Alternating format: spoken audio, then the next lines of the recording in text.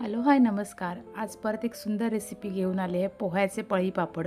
इतके सुंदर आणि करायला खूप सोपे आणि खायला खूप टेस्टी क्रिस्पी असे एकदम मस्त सुंदर पोह्याचे पळी पापड दाखवलेले आहेत की थोड्याशा क्वांटिटीमध्ये मी तुम्हाला दाखवले की तुम्हाला जर जास्त प्रमाणात करायचे असेल तर त्याचेच प्रमाण हे तुम्ही त्याचं डबल केलं तरीसुद्धा चालेल. मी जेवढं प्रमाण दाखवलं त्याच्यामध्ये अगदी नाही म्हटलं तरी 25 एक पापड तरी आरामात होतात.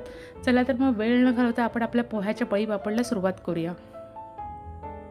इथे मी 1 कप पोहे घेतलेले आहेत. पोहे एकदम पातळ घ्यायचे नाही. जे आपण कांदा पोह्यासाठी पोहे वापरतो त्यातले पोहे घ्यायचे. ते 1 कप पोहे आता इथे मी घेतलेले आहेत.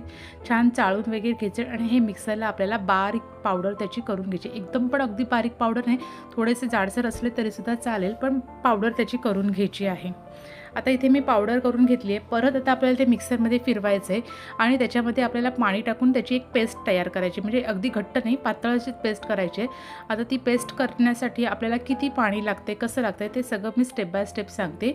आता 1 कप पोह्यापासून आपण हे पळी पापड तयार करतो आहे. आता ह्या 1 कप मेजरिंग कपने मी हे पोहे घेतले होते. जर जी वाटी असेल त्याने घेतले तर त्यातलंच पुढचं प्रमाण हे पाण्याचं पण त्याच भांड्यात घ्यायचं आहे. आता पोहे बारीक करण्यासाठी मी त्याच्यामध्ये 2 कप पाणी टाकलं होतं आणि ज्या भांड्यामध्ये आपल्याला शिजवायचं आहे त्या भांड्यातच आता आपण डायरेक्ट ओतून घ्यायचं आहे. आता मिक्सरमध्ये बारीक करताना मी 1 कप पोहे त्याच्यात 2 कप पाणी टाकून ते बारीक केलं होतं. आता आपण त्याच्यामध्ये अजून परत 2 कप पाणी टाकणार आहोत. म्हणजे साधारण आपण 1 कपसाठी आपण 4 कप पाणी घेतलेलं आहे. आता त्या भांड्याला थोडंसं लागलेलं होतं, ते सगळं असं व्यवस्थित विसळून मी ते घेतलेलं आहे आणि अजून 1 कप पाणी टाकून टोटल 4 कप मी पाणी टाकलेलं आहे. आणि ही सगळी प्रोसेस मी अजून गॅसवर केलेली नाही. हे जस्ट आत्ता मी फक्त मिक्स करून घेते. नंतर मग आपल्याला ते शिजवायला घ्यायचं आहे. आता आपण सगळं काही व्यवस्थित आपलं पोहे बारीक एकदम झालेले होते ते आपण पाण्यामध्ये टाकून त्याची पेस्ट तयार केली. त्याच्यात 2 कप पाणी टाकून ते व्यवस्थित मिक्स करून घेतलेलं आहे.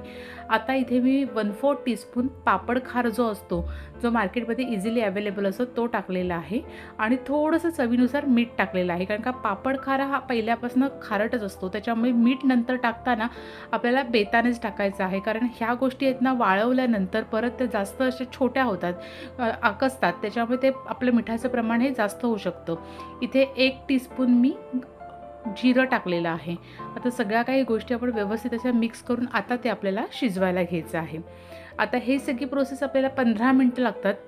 फक्त एकच आहे की ते आपल्याला सारखं ढवळत राहायला लागतं, नाहीतर मग ते खाली लागून त्याला घट्टसर म्हणजे भांड्याला लागून ते करपण्याचे वगैरे चान्सेस असतात. त्यामुळे मीडियम फ्लेमवरती 15 मिनटं आपल्याला हे कंटिन्यू ढवळून छान असं जरा घट्टसर होईपर्यंत आपल्याला ते शिजवून घ्यायचं आहे. एकदम घट्ट करायचं नाही आहे. साधारण आपण ते आता ओतू शकतो पळीने वगैरे, तशा पद्धतीने आपल्याला ते घट्ट करायचं आहे.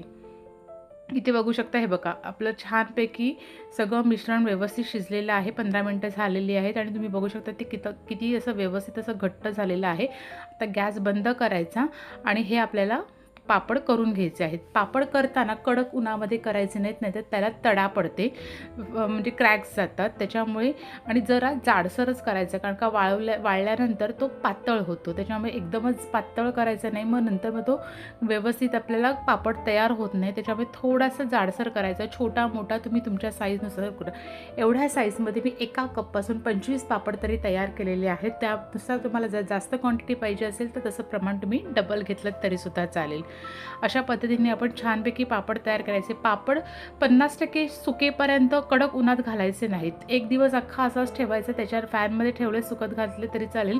नंतर त्याची ही बाजू आहे ती आपण अशी अलगद काढून पलटी करून घ्यायची आणि ही पलटी केल्यानंतर ती कडक उन्हामध्ये शेकवली तरी चालेल. 3 दिवस मस्तपैकी मी हे पापड छानपैकी वाळवून घेतलेले आहेत.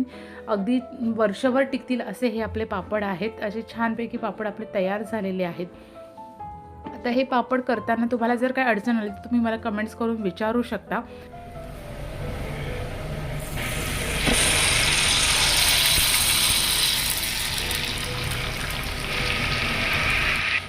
तेल पूर्णपणे गरम करायचं आणि मग हे पापड छानपैकी असे तळून घ्यायचे. इतके सुंदर क्रिस्पी असे पापड तयार होतात ना. साधे सोपे करायला आहेत पण खायला इतके टेस्टी आहेत.